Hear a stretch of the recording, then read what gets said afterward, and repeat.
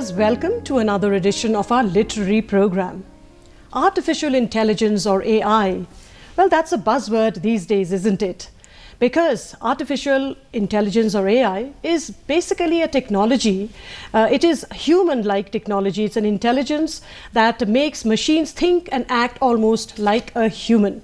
Well, today AI is being extensively used in several sectors of our life, be it in the health sector, in the medical world, well, yes, in the education field as well, in the manufacturing, and of course in various other, especially in sectors like medicine, etc., in automobile, most especially because these days we are hearing of driverless cars. So all these happens because of AI technology. Well, of course, they say that AI is just a tool. It cannot substitute human action or human effort. But then, I'm talking about AI today because there are two writers in front of me, beside me. They have written about AI and in the context of Shillong very interestingly. Yes, the book that is there in front of us is called Shillong 2030 AI and IO. And the writers that I'm talking about of this book is Napoleon S. Maupliang. He's one of the writer, and the co-writer also is John Elias Gomer. Both of them have come up with this very interesting book. As I just said, Shillong 2030. I wonder why they chose the year 2030. We will be knowing so much more about this book. This book consists of 21 stories. It basically talks about Shillong, and Shillong is traditional with all its tradition, with all its culture, how the people and the whole culture is accepting or would be accepting AI as part of its life. There's so much to talk about AI generally, but then in the context of Shillong, it becomes even more interesting. So we thought we should be bringing the two writers here in our literary program and talk to them and understand what prompted them to come up with this book. So hello both of you, Napoleon and John. A very, very warm welcome to Doordarshan Shillong and to our literary program. It's such a pleasure to have you both with us. At the outset, I would like to understand from you, Napoleon, AI and IO, Shillong 2030. You know, the title itself is very, very fascinating. Tell us about this title. What prompted you to give such a title to this book? Okay, about this book, Shillong 2030, like AI and IO. Is this AI is what AI, everyone is aware about AI. And when it comes to IO, we were looking for a kind of universal word, which can represent each and every community in Shillong. With AI in us, we believe like Shillong is a multicultural city, and we're looking for words, any word which being used like by each and every community in Shillong. So we found one particular word that's called IO. So it's like, okay, we discussed with my co-author and one friend of ours, so one more is Mr. Prakram Segal. So we discussed, okay, let's take this one. Okay. So that's kind of okay. Both of you are not actually writers in that typical sense. You are from the legal profession, and Mr. John, you are actually pursuing your, you're a scholar, yes, pursuing your your doctoral studies. And that also in philosophy, right? But then so interesting that you, as a philosopher, you are talking about AI. Tell us again, as I just asked this question to Mr. Napoleon, tell us the background behind this book. Let me take you back to around 2014-15. Okay. So back in 2014-15, I was studying in IIT with my friend Prakram Segal. And later on, after we finished our studies and all, we started a company which is an AI company. Okay. The name of our company is Reality Technologies, and we have few products known as Brand Sapien and Republic of Sapien. So in the last few years and all, we were researching about AI a lot regarding all these things and all. So what has happened is like, I will just take you to the recent development. Recently, a new thing has come up in the field of AI. Because if you have seen, after 2022, when ChatGPT came in and all, AI is now all over the place. Right. But there is a very important question that nobody is answering, and that question is, in philosophy, we call it the alignment problem. That means whether AI is going to align with the human values, human ethics and all. And for that, we all know, what does AI did? data. So data is being fed there. So one of our primary reasons of writing this book was this. We wanted to actually tell people in a very simplistic and a very humorous way that if you want to know what will happen when AI will come and how your data can be used or misused against you, then how can you kind of like, how can you help yourself out, or how can you prevent regarding the misuse and all. So let me just give you one simple example from our book. We have a story there which is regarding facial recognition. Okay. So in that story, what happens? Most of the time we see the facial recognition software, they take the faces from all over the world and all. But I have a very big doubt that whether they have taken the faces of people from Shillong. Okay. So we are saying a hypothetical situation. Suppose in 2030 we have a situation where a facial recognition app has come and people are saying, okay, we'll use the app to catch petty criminals, all these people and all. But what happens in the story, if you read it, you'll find it interesting that suddenly what happens that the entire kind of like normal people who are not even doing any sort of crime and all, they are getting caught in the crossfire. Now this is because of data. Now what happens is like most of the time people don't understand this. People think like, okay, we have an app. So somehow they just blindly trust the app. So through these kind of stories, we just want to tell the people that AI has already arrived. So by 2030, Shillong will be full of AI. We are very sure about it. Okay. So we are just giving kind of like a soft warning that beware, that let's ensure that nobody should misuse AI so that any problems will happen to the people's lives. But then this book is also a trilogy. You have also gone beyond Shillong. Your next book is on Guwahati, and the period again is I think 2035. Yeah, 5 years gap. And then you have gone to Tel Aviv, which is far away. Why? I don't know. You have chosen Tel Aviv though, that we will understand, because your third part of the book is on Tel Aviv, and that also the period is again 2040. So again, if I come to Napoleon, why is Guwahati behind Shillong? In the sense, we are much advanced, it seems, by 5 years at least. Shillong 2030 and Guwahati 2035. Why that gap? Okay. See, like what Dada have informed earlier, this is like we are projecting, we are looking up the kind of these things.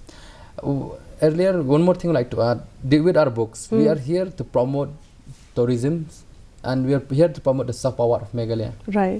We're looking up, like earlier we had discussed with Dada also, like last month or so. See, kids nowadays, we're obsessed with Spider-Man. Right. They were obsessed with Captain America. Somebody's aliens happen to attack our Earth, then somebody's gonna save maybe Spider-Man, maybe Captain America. And our kids are obsessed with those kind of things. Once the kids are obsessed with those American heroes, indirectly they are promoting this movies. They are promoting this American culture. Indirectly, they are promoting this soft power of America. So we are looking in Shillong with this book. We are looking to promote this soft power of Meghalaya, especially tourism. With our books, we have inculcated many stories and many places which are based in Shillong and based in Meghalaya, like Mao Plang, then like Ribhoi, then Jawai, then even some part of Gar Hills. So we are looking up also with one of main prime location in Northeast, that is Guwahati. Okay. We are looking up with Guwahati because for us, we are looking at Guwahati as a center of Northeast. Yeah, it's a gateway. So we are, once we are done with this book, so we are by, like what Dada had informed earlier, by next month, we will be published one more book. Next part is coming out. Next part, that Guwahati 2035. That book, like, which promote also the soft power of Assam, Assam state. I mean the state of Assam, and this Assamese culture now. And by the way, when Assamese culture means all over Northeast culture, right. Because no matter what we like, don't like Assam, but also all that depends on personal. That's like, a personal, yes, absolutely. But at the end of the day, Assam is still the face of Northeast. So if we are trying to promote Shillong, and we leave Guwahati, I mean that's we're wrong about that. So we are looking up to that. So probably we are looking up by next month before Bihu. So we once we publish his book, so we are also planning to promote us. Say by the 15th of April or so. But then why have you gone to Tel Aviv so far in Israel? Before that, I would like to answer this. First we started with Shillong, then the next is like Guwahati, like Napoleon has told, and the third is Tel Aviv. Ma'am, one of the primary reasons is this, because I have kind of like lived in all these three places.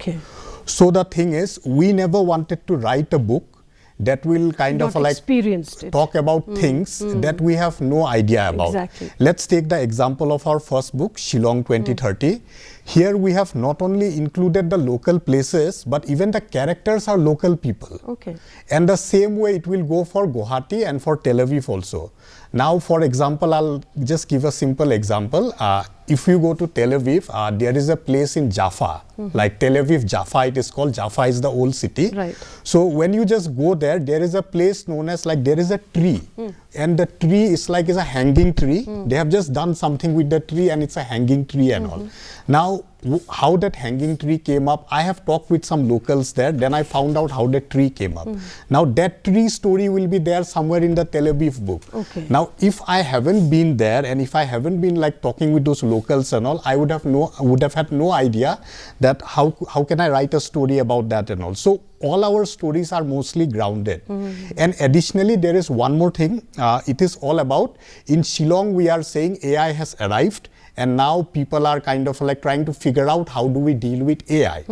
But in the second phase, when we are talking about 2035, now it is the projection of the story and the AI also. So what happens, like AI has taken over a lot of businesses. So there are new problems that will come in 2035. For example, unemployment because of AI. So how do we deal with it? Those solutions are there. And in the Tel Aviv one, we are talking about AGI. Or we call it artificial general intelligence, where AI will be almost as smart as a human. At that time, what we are going to do? What should be the possible solutions? What will happen to our jobs? Right. So that is the main reason why we chose Tel Aviv. One more reason for Tel Aviv is this, because at that time we believe Israel is also a startup nation and India is also now emerging as a big startup nation. So we would like to see Israelis and Indians collaborate now regarding technology. That is also one of the reasons why we chose Tel Aviv. All right, very interesting. But then before I go ahead and make you read, in fact, from any portions of the chapters, I would like to understand, how did the two of you actually come together? He is a lawyer by profession. You are, in different fields. You are a student. You are still, trying to figure out philosophy and delving into it. But how did the two of you come together, and that also with this book? So I would like to say like this. Back in 2018, I was in IIT Guwahati. So we organized a big event known as Guwahati Startup Summit. This was even before the startup hype was there in Northeast and all. So I don't want to claim something, but we would like to say we did a big event there. And Napoleon was a friend of my brother who was actually studying in Nehu. So my brother told me there is a fellow known as Napoleon. Please talk with him. He's very much interested in startup tech and all. You've been from IIT, you will very much gel up with him. So I called him. With just one call, I will tell you, in that one call only I could know that Napoleon is a very good, into this. So Napoleon and me, we met after that, and later on, now to be very kind of like thankful to Napoleon, he's also the chief legal officer of our startup. So that's why now he looks after the legal domains and all, and that is how Napoleon and me, we collaborated. And one day, just out of nowhere, we thought, let us make sure that we can make people understand AI before we deliver our company's products. All right. And that is how we came with this. Very nice. Napoleon, your views of this collaboration, like how has the going been so far? Like he says that in just one call, you were into his idea. Like what had happened formerly, like I was a student those days. Then I was a student in Nehu, and we were handling this Turanian thing. Then when Dada gave me a call regarding this startup thing, then I was, like interested. And I discussed with some of my friends, so like, there's this kind of summit in Guwahati. It's been a opportunity for everyone. Then those days, like, we try to push students to attend that kind of program, that part of the program. Yeah. It was good. When I entered the program, so such a grand program. And I never expect this kind of program could happen in Northeast. So after that talk, then whenever I met Dada, then we have this kind of idea discussion. We hardly discuss about people, other things. We always discuss about ideas. That's kind of amalgamation, that's kind of friendship. So I felt like, we should take it to another level. Right. So when we discuss about books and other things, so I found, okay, this is kind of my person's like, let's go. Yeah, because when you collaborate in a book, you know, to be in that same, having the same almost similar mindset is very, very important. And that's the beauty of collaboration, and that despite having borders, man-made or artificial borders, you know, you can come together and create something very magical. Since the two books are in front of us, I think we all, the viewers also, would like to know what are those 21 stories that you have, and if you could also read out something, both of you actually, from the stories. So what are some of the the topics or that you have touched upon in those 21 stories? Briefly, if you could narrate and also read for us. Let's begin with you, John. Thank you, ma'am. Ma'am, so I would just like to tell you about a few stories which I think are which are my favorites, from among the favorites, still my favorites. Okay. So the first story, like the story number 1, we have named it as Digital Drizzle Chronicles. So here in this story, what happens, somebody has introduced an app that will predict when rain will come and when rain will not come. Now, for many people, this is a very simplistic thing. But what happens, because of this rain app, the name of the app is Rainmaker app, people's economic life gets a bit shambled. Okay. Because sometimes people think, okay, rain is coming, so let me not go to work right now. Or because of that, a lot of economic distress comes to the people and all. So this is one story where we are trying to emphasize on the fact is that even if a kind of like an app is going to speak some very simplistic things and all, still it is going to hamper the economic lives of people. It's good points as well. Yeah. Okay. Then we have our next story, which is known as Smart Traffic, Smart Bribes. So here we are trying to emphasize if an AI application is simply kept in the shadow from the public, then some nefarious people can use it to their own advantage. Then we have a third story, which is known as Khasi Codex algorithm.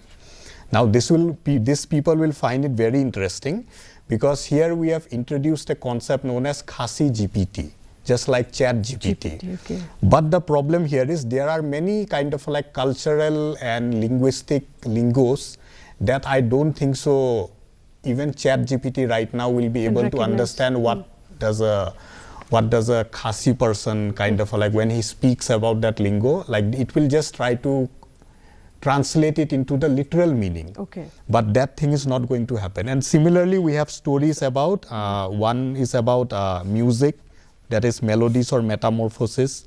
24/7 at Your Service is about the MLA. This is Napoleon's favorite story, so he would tell you more. All right. So now let's read from a portion which is relatable. You know, something very common and which we can all relate to. What will you read it out for us from here? From Okay. So I would like to read one of the opening parts of the story. Story 7, The Singing Pine Cone. Okay. Singing Pine Cone. Singing Pine Cone. Okay. So in this story, we have put a hypothetical situation where in 2030 there will be a singing pine cone in Lady Hydri Park, one of the famous tourist attractions of Shillong. So I will just read it out. The buzz. The opening day of the Singing Pine Cone marked a turning point for Lady Hydri Park. The serene park, known for its lush greenery, tranquil lake, and the occasional flock of colorful birds, has been a quiet gateway for both locals and tourists. But now it has become the center of attention. Families, students, and photographers from all over the region made their way to the park, curious about the new AI-powered installation that has promised to breathe life into the traditional Khasi folk tales. The sound of the singing pine cone could be heard even from the entrance of the park. Visitors engaged approached the massive sculpture and intricately designed pine cone that was adorned with the cravings of local flora and fauna. The centerpiece, however, wasn't the physical structure itself, but the high-tech speakers embedded within it, which brought stories from centuries past to life with a vivid detail and emotional depth. All right. Okay. All right. So, and we will come into that again. But then, what are you reading for us? Your favorite, he said. Yes, I got this chapter 5, 24/7 at your service. This from the beginning is about mid chat MLA. So this chapter is all about like this MLA of Maulai, we chose Maulai because we were studying Maulai. He was there Maulai and I was there Maulai, and I spent almost 15 years at Maulai. Without naming any particular so I MLA. thought, like, since I was there, so this MLA, what happened, like, he was always fed up of complaint. People are complaining to him. There's a pothole in the road, there's water supply, there's electricity issue, this and that. So he was tired of this thing. So he thought, like, okay, let's come out something, you know, like something which can assist him. So he found, so they come out this idea of chat MLA. Chat MLA is kind of digital assistant. So in this story, like, in the beginning, this chat MLA digital assistant was good to them, to the people, and, like, you know, it can answer all the questions, and people were happy. And slowly and gradually, like, after some months, then it happens that, you know, this chat MLA went wrong. It answered different question and when people ask different question, then it was giving wrong answers. Answer different question and give wrong answer also. Then in one of the points, like, there's one in chat, page number 5, which I like to 95 more. I like to read out this line more. The room fell silent as everyone awaited MLA for chat MLA's response. It took a moment for the chatbot to process the query, then in its usual conversation tool, it responded. The Maulai Bridge project is delayed because 30% of the allotted fund were diverted to private accounts. So this is about corruption and, like, mismanagement of funds. All right. You know what I can see right now as we are almost winding up, I wish we could really could have discussed so much more, but then it's a very thick book. It's got how many pages total? Ma'am, around almost 700. 700 pages, okay. 700 pages it takes. Of course, nowadays youth takes a lot of interest in reading, so they will be reading. But what about children? You know, you would like to introduce this, I think. So is there any plan for the children to make it also accessible to them in some form or the other? Actually, we are collaborating with a lot of graphic designers and all. So within this year, we are trying to bring out graphic novels of these stories also, so that children can also enjoy the stories. And most of the graphic novels will be having like one story per novel. And we will try to keep the price also very economical, so that parents can buy and tell their children to know about AI and all. So that is what is our plan by the end of this year. Children will definitely find it interesting, and it is them, because AI eventually, their world will be completely dominated by AI, I guess. Not so much for us maybe, but for them definitely by that time. It was a pleasure talking to both of you. As I said, I could have gone on and on. So much more to discuss about this book and the other books that is to follow. I really wish both of you plenty of good luck. Thank you for coming and telling us this book is also available online, right? One can purchase it, yes. So those who are interested can also purchase. I'm sure it will really create a lot of buzz and interest among our viewers also who are interested in reading. But I'd like to thank both of you, Napoleon and John, for coming and very briefly discussing this book. And I'm sure there's so much more that the two of you will collaborate in the future. Well then, my dear viewers, that was the literary program today. You will find it interesting, isn't it? You found it interesting and find it even more when you'll read this book. But for the moment, that's about it we have for you this time. Well, until next time, when we come back with some more interesting authors and with their books, it is goodbye from all three of us from here.